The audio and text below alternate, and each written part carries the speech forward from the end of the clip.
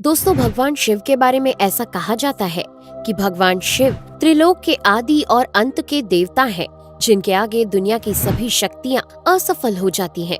लेकिन क्या आपको मालूम है आखिर भगवान शिव का जन्म कैसे हुआ था? उनकी माता कौन थी और उनके पिता का क्या नाम था? उन्होंने किससे अपनी शिक्षा प्राप्त की थी और किस किस को शिक्षा का दान दिया था? अगर नहीं तो चलिए, क्योंकि इस वीडियो के माध्यम से हम आपके इन्हीं सभी सवालों का जवाब देने वाले हैं, इसलिए प्लीज इसे स्किप किए बिना एंड तक जरूर देखना। दोस्तों, आज सबसे पहले भगवान शिव के जन्म से जुड़ी पहली कहानी यानी शिव पुराण की एक लोकप्रिय कथा के बारे में बताने वाले हैं। शिव पुराण के अनुसार भगवान शिव को स्वयंभू माना जाता है, जिसका मतलब होता है कि भगवान शिव का जन्म स्वयं ही हुआ था।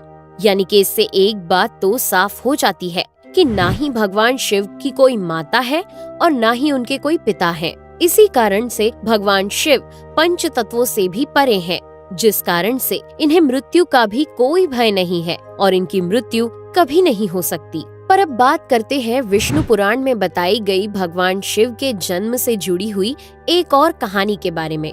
विष्णु पुराण में बताया गया है कि भगवान विष्णु के माथे से निकलने वाले तेज के कारण भगवान शिव की उत्पत्ति हुई थी और उनके नाभि से निकलते हुए तेज से कमल पर विराजमान ब्रह्मा जी का जन्म हुआ था। मगर दूसरी ओर भगवान विष्णु के जन्म के बारे में शिव पुराण में बताया गया है कि एक बार की बात है जब भगवान शिव अपने घुटने मल रहे थे और उनके घुटनों से निकलने वाले मैल से भगवान श्री विष्णु जी का जन्म हुआ था। पर अगर ऐसा हुआ है तो विष्णु पुराण और शिव पुराण एक दूसरे से बिल्कुल अलग हैं। इस कथा के अलावा भगवान शिव के जन्म की एक और पौराणिक कथा काफी ज्यादा पॉपुलर है, जिसे शायद आपने बड़े बुजुर्गों से सुना होगा। पर अगर नहीं सुना तो आपकी जानकारी के लिए बता दें कि एक बार की बात है जब भगवान विष्णु और परम ब्रह्मा जी के बीच इस बात पर बहस छिड़ गई थी कि आखिर इस संसार में सबसे महान कौन है। और जब भगवान विष्णु और भगवान ब्रह्मा इस बात को लेकर बहस कर रहे थे तो एक जलते हुए खम्बे के रूप में महादेव उनके बीच आए थे। दोस्तों, वो दोनों इस रहस्य को नहीं समझ पाए और तभी अचानक से एक आवाज आई जिसने कहा कि जो भी इस खम्बे का छोर ढूंढ लेगा वही सबसे महान कहलाएगा। ऐसा सुनते ही ब्रह्मा जी ने एक पक्षी का रूप लिया और खम्बे का ऊपरी हिस्सा ढूंढने निकल गए। वहीं विष्णु जी ने वराह का रूप धारण किया और खम्बे का अंत ढूंढने निकल गए। बहुत देर तक खोजने के बाद भी दोनों में से किसी को भी खम्बे का छोर नहीं मिला और दोनों हार मानकर वापस आ गए। जिसके बाद भगवान शिव अपने असली रूप में आए और फिर भगवान विष्णु और ब्रह्मा जी ने ये मान लिया कि महादेव ही सबसे महान और शक्तिशाली हैं। इनसे बड़ी शक्ति इस दुनिया में कोई नहीं है। इसके साथ ही शिव पुराण में बताया गया खम्बा इस बात को दर्शाता है कि ना ही भगवान शिव जन्मे थे और ना ही उनका कोई अंत है। और एक कारण तो यही है कि भगवान शिव को स्वयंभू कहा जाता है, यानी भगवान शिव का अंत है ही नहीं, वे अमर हैं। अब हम बात करते हैं भगवान शिव से जुड़े एक ऐसे विषय के बारे में जो सबसे ज्यादा प्रसिद्ध है कि क्या भगवान ब्रह्मा भगवान शिव के पिता हैं? जी हाँ, इनकी ये कहानी लोगों के बीच काफी प्रसिद्ध है। तो आपको बता दें कि आखिर किस प्रकार भगवान शिव ने ब्रह्मा पुत्र के रूप में जन्म लिया था। इसके पीछे विष्णु पुराण की एक पौराणिक कथा है, जिसके अनुसार जब धरती, आकाश, पाताल या कहें पूरा यूनिवर्स जलमग्न यानी पानी में डूबा हुआ था, तब भगवान विष्णु के अलावा कोई भी देव या प्राणी इस संसार में नहीं था। तब केवल विष्णु ही जल सतह पर अपने शेष नाग पर लेटे हुए नजर आ रहे थे। जिसके बाद उनकी नाभि से कमल की डंडी पर ब्रह्मा जी प्रकट हुए और जब भगवान ब्रह्मा और भगवान विष्णु इस यूनिवर्स से संबंधित बातें कर रहे थे तब भगवान शिव प्रकट हुए, जिसके बाद ब्रह्मा ने उन्हें पहचानने से इनकार कर दिया। इस कारण से भगवान शिव रूठ गए और उनके रूठ जाने के कारण भगवान विष्णु ने उन्हें दिव्य दृष्टि प्रदान कर ब्रह्मा जी को भगवान शिव की याद दिलाई। जिसके बाद भगवान ब्रह्मा को अपनी गलती का एहसास हुआ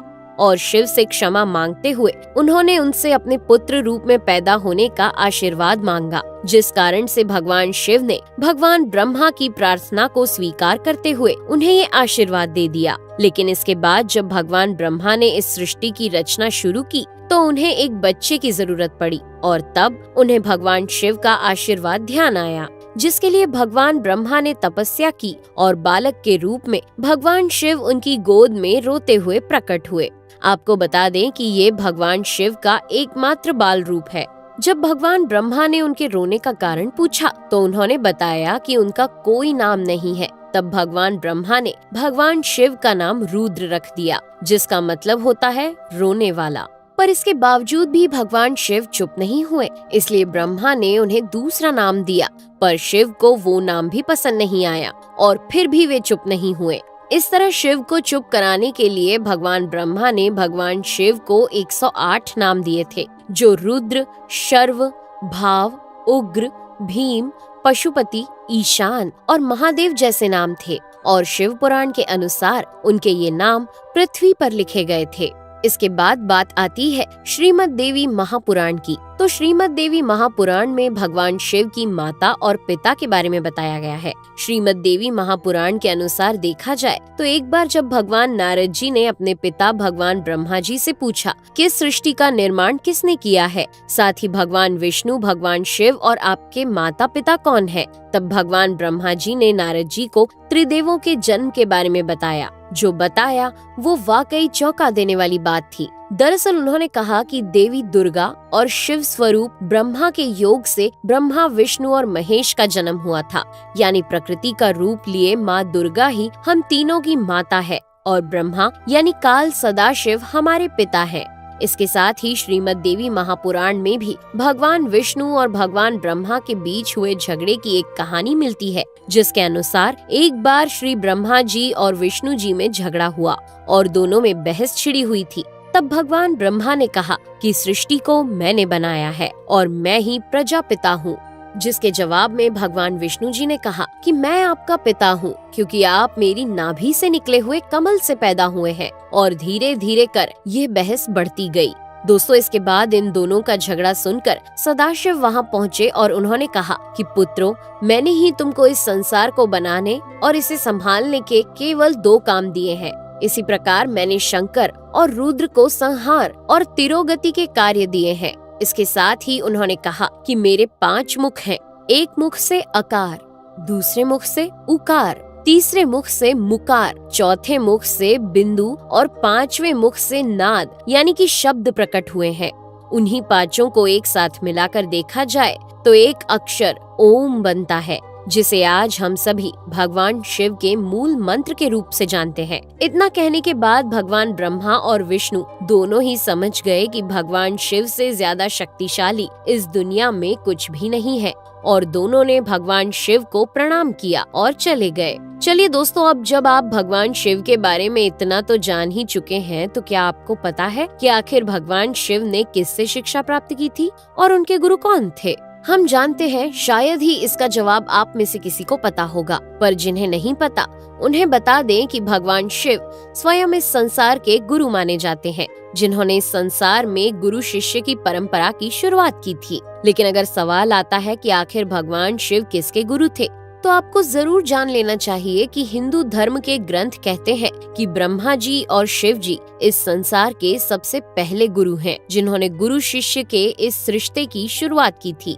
जहां भगवान ब्रह्मा ने अपने मानस पुत्रों को शिक्षा प्रदान की थी, वहीं भगवान शिव ने अपना ज्ञान केवल अपने 60 शिष्यों को दिया था। यानी भगवान शिव 60 शिष्यों के गुरु थे और वे जिन शिष्यों के गुरु थे उन्हें आज के समय में सप्त ऋषियों का दर्जा दिया गया है। तो दोस्तों, ये थे भगवान शिव के जन्म से जुड़े हुए कुछ फैक्ट्स, जो आपको कैसे लगे हमें कमेंट करके जरूर बताइए। साथ ही अगर आपको वीडियो पसंद आया हो तो इसे लाइक और चैनल को सब्सक्राइब करना बिल्कुल ना भूलें। धन्यवाद।